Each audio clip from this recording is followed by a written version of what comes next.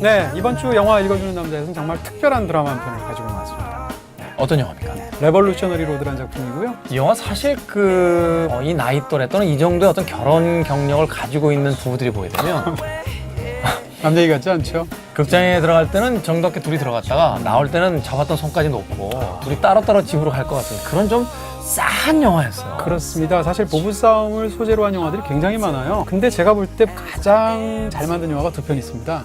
하나가 누가 버지니아 울프를 두려워하랴 라는 Stuck with this. Flop this. Go on, Mom. I think it's my whole life.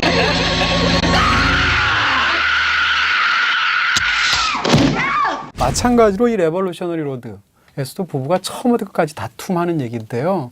근데 이게 그냥 부부싸움 얘기는 아니라는 거죠. 네, 정말 훌륭한 영화입니다. So what do you do? I'm studying to be an actress. You been to Paris? I've never really been anywhere. 파티에서 만나서 결혼하게 된 커플이 있죠. 바로 에이프릴하고 프랭크 커플인데요. Frank Wheeler. I think you're the most interesting person I've ever met. 이 두 사람은 레볼루셔너리 로드라는 데에 새로 안락한 보금자리를 꾸미게 되는데 그만 세월이 한 몇 년 지나게 되니까 지루하게 반복되는 그런 일상 때문에 질식할 것 같은 거죠. You can call yourself a man. Is this you? 도저히 못 참게 된 에이프릴이 어느 날 프랭크에게 우리 프랑스 파리로 가서 제2의 인생을 한번 살아보자 라고 제안을 하게 됩니다. Paris. What? 그 말에 프랭크가 고심 끝에 받아들여서 결국 두 사람들이 프랑스로 이주를 하려고 하는데요. 문제는 그렇게 사직을 앞두고 있는 며칠 전에 사장이 승진을 제안을 하게 됩니다. Man only gets a couple of chances in life. If he doesn't grab him by the balls, it won't be long before he's sitting around wondering how he got to be second rate. 그러자 프랭크는 마음이 바뀌게 되는 거죠. 전 사실 이 영화 보면서 자꾸 그 감독과 그 여배우가 한때 부부였다는 그 사실을 놓고 볼 수가 없었어요. 그걸 어떻게 잊어버리겠어요? 네. 배우 입장에서도 재밌는 게 있죠. 이 영화에서 레오나르도 디카프리오하고 케이트 윈슬렛이 타이타닉 이후에 11년 만에 만난 작품입니다. 타이타닉이 워낙 엄청난 히트작이었기 때문에 그때 그 두 배우가 다시 만나면 어떨까 이렇게 많은 사람들이 생각했거든요. 다시 만나봤자 결국은 이렇게 부부싸움 한다는 거죠. 네. 이 영화가 얼마나 밀도가 높은 장면인가 하면 제가 볼 때 잉여의 쇼트가 하나도 없어요. 영화라는 것은 최소 단위가 쇼트잖아요. 심지어는 둘 사이에 사실은 아이들도 있습니다.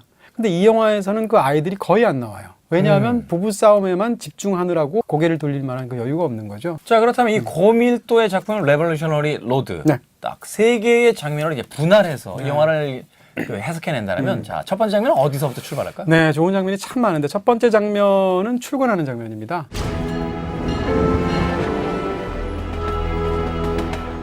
출근할 때 보면 우리가 생각하면 디카프리오 하면 엄청나게 특별한 남자잖아요. 당대 최고의 남자죠. 그렇죠. 근데 영화 속에서 중절모를 쓰고 양복을 입고 기차를 타고 출근하는데 일부러 똑같은 차림의 중절모를 쓰고 양복을 입고 출근하는 수많은 사람들을 같이 보여주는 거죠. 원래 프랭크라는 사람은 어렸을 때 다시 자기는 커서 절대 아버지처럼 되지 않겠다. 나는 특별한 삶을 살 거다라고 다짐했던 사람이에요. 근데 그 장면에서 보여주는 것은 바로 프랭크 역시 그 수많은 사람하고 아무렇게 다를 거가 하나도 없는 지극히 평범한 사람이다 라는 것을 보여주면서 시작하는 거죠. 자기는 뭔가 다를 줄 알았거든요. 근데 어느 순간 딱 보면 자기 자신도 남들하고 다른 바가 하나도 없다라든지 혹은 프랭크 말고 반대쪽에 있는 부인인 케이트 윈슬렛 같은 경우에는 연극하는 것이 자기 일생의 꿈이거든요. 근데 이 영화의 첫 장면이 연극을 하면서 연극을 얼마나 이 여자가 재능이 없는가를 스스로 깨닫는 걸 보여줘요. 그럴 때 인생에서 엄청난 위기가 오는 것을 이 장면에 한마디로 요약을 해주는 거죠. 사실 이 두 배우가 그 캐릭터를 연기하기 전에 워낙 대단한 당대 스타들이기 때문에 관객은 일종의 경외심을 갖고 영화를 보게 될 텐데 그 두 캐릭터의 첫 등장들이 그런 식으로 이루어지게 되면서 관객들은 저것이 바로 나의 얘기다. 우리들의 얘기다라는 어떤 감정적인 어떤 일체감을 만드는 데도 굉장히 도움이 됐던 장면들인 것 같아요. 그렇습니다. 둘 중에 하나예요. 하나는 영화를 보고 나서 자기가 인생에서 어떤 고민이 있으면 거기에 날개를 달아줄 영화입니다. 반대로 어떤 사람한테는 족쇄를 채울 영화예요. 마치 그 매트릭스에서요. 네오에게 글쎄, 빨간 약? 네, 빨간 약 먹을래? 파란 약 먹을래? 네. 나 같으면 영화 한 번에 아, 파란 약 드실 거군요. 파란 약 먹고 싶어요. 왜냐면 전 빨간 약 먹을 것 같아요. 네. 빨간 약? 빨간 약, 파란 약. 네. 빨간 약, 파란 약? 네. 네. 자, 그렇다면 그 두 번째 장면은 어떤 두 번째 장면은 한참 뒤로 갑니다. 부인 입장에서는 프랑스 파리로 가자. 원래 계획이니까. 남자 입장에서 그냥 주저앉자. 그래서 극한적으로 싸우게 되다가 몇 가지 사건이 일어나고 영화의 클라이맥스에서 여태까지 본 싸움은 싸움도 아닐 정도로 어마어마한 싸움을 하게 됩니다. 네. 이쯤 되면 네. 막 가자는 거죠. I'm pregnant, that's all. What? Oh, Frank, I meant to wait till the kids were in bed to tell you, but I just... Actually, there's been a change of plans. April here's pregnant. Congratulations! I wouldn't be surprised if he knocked her up on purpose just so he could spend the rest of his life hiding behind a maternity dress. That way he'd never have to find out what he's really made of. Now look! 일단 이 장면은 배우들의 연기가 굉장히 좋아요.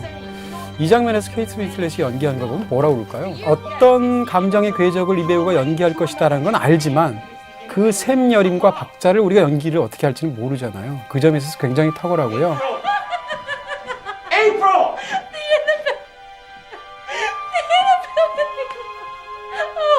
Oh, Frank, you really are a wonderful talker. If black could be made into white by talking, You be the man for the job. So now I'm crazy because I don't love you, right? Is that the point? No, wrong! You're not crazy, and you do love me. That's the point, April. but I don't. I hate you. Come on, stop this, April. 근데 이런 설정의 연기는 많아요. 우리나라 TV 드라마에도. 네. 막 미친 듯이 웃다가 갑자기 안면 몰수하면서 싸우기 시작한다. 화를 낸다. 현실에서도 많이 봐. 네. 아, 참 힘들게 사시는군요. 한편에서는 샘 맨더스의 어떤 연출력도 뛰어나다고 생각할 수 있는 게 뭐냐면 막 이혼한 직전이었잖아요. 본 거야. 그걸. 네? 케이트 안 윈슬렛의 거구나. 네. 케이트 윈슬렛의 연기가 아니었던 거예요. 네. 자신에게 쏘아붙였던 그 모습을 보면서 네. 이번 영화엔 당신이 적격이야 네, 네, 네. 라고 캐스팅했던 것이 아닐까 하는 생각이 들어요. You be the man for the job.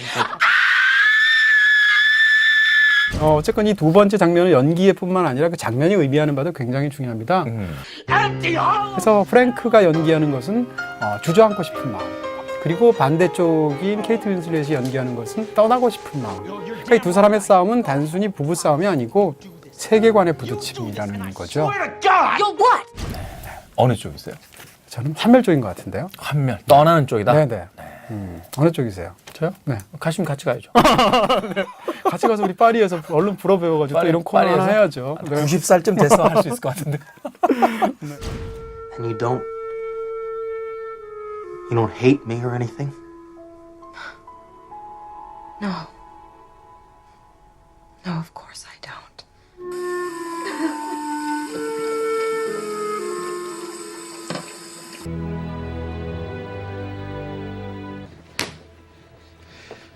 Here, Frank, have a cigarette. She did it to herself, Shep. She did it to herself.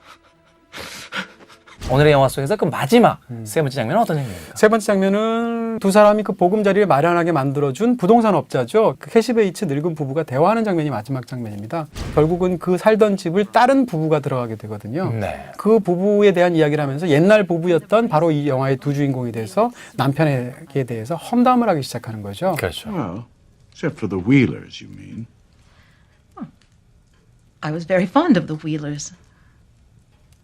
They were a bit whimsical for my taste, a bit neurotic. 두 사람이 집을 얼마나 험하고 더럽게 썼는지를 욕합니다. 근데 굉장히 재밌는 건 그 얘기를 듣고 있는 남편이 보청기, 귀가 안 들리니까 보청기를 끼고 있는데 슬그머니 손을 집어넣어서 보청기를 슬슬슬 끕니다. 그래서 어느 순간 보청기를 꺼버리는 거죠. 듣고 싶지 않다는 거. No frames, wet cellar, crayon marks all over the walls, filthy smudges.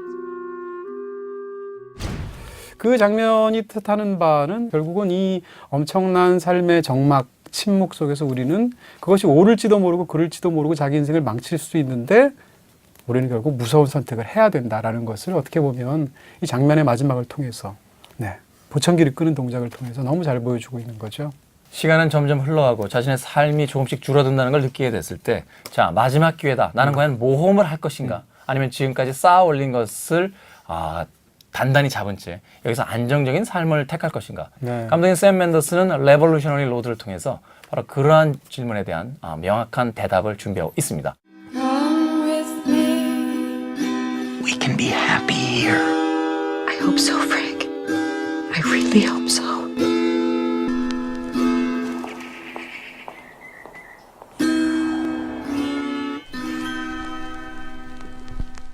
영화라는 것은 삶에 대한 은유가 되겠죠. 그래서 극장을 우리는 흔히 학교라고 부르기도 합니다.